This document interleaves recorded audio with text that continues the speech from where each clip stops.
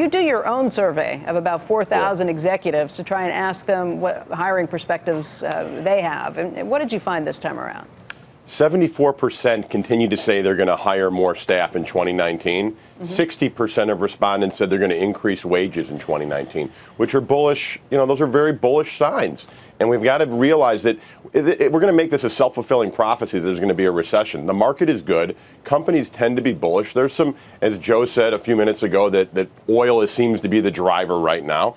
But all other things, aside from the bumpy December, which is nothing to look past in the stock market, the economy's in a good place.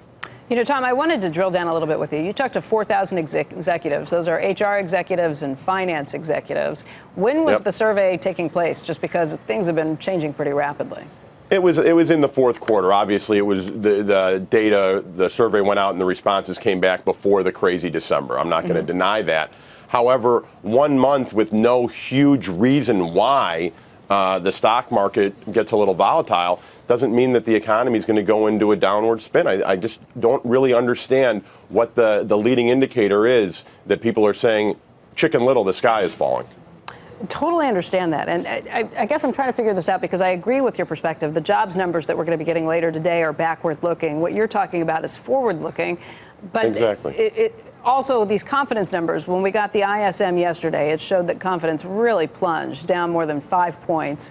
I try and get the difference between which level of executives are making these decisions. The people that you're talking to, are they in charge of things, or could a CEO come in later and say, you know what, forget those plans we had, we're gonna pull in the reins a little bit?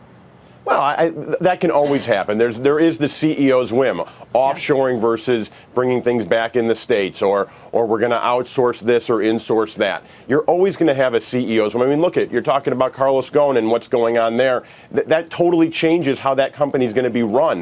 You are always going to have a CEO's desire of how they want things to go. Is it a more conservative CEO? Is it a more risk-taking CEO? So those issues are going to happen no matter what the CFO or the HR leader says.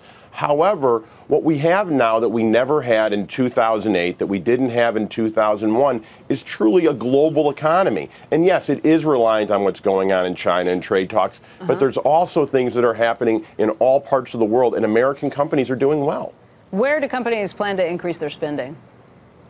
First and foremost, they're looking to hire more salespeople, which is a really good sign because they want to take advantage of where the market is right now and get more feet on the street, so to speak, to get new dollars in the door for their companies. Second continues to be IT, and we're going to see that continue to grow. And people always think that that's just a tech company, meaning IT. It's not.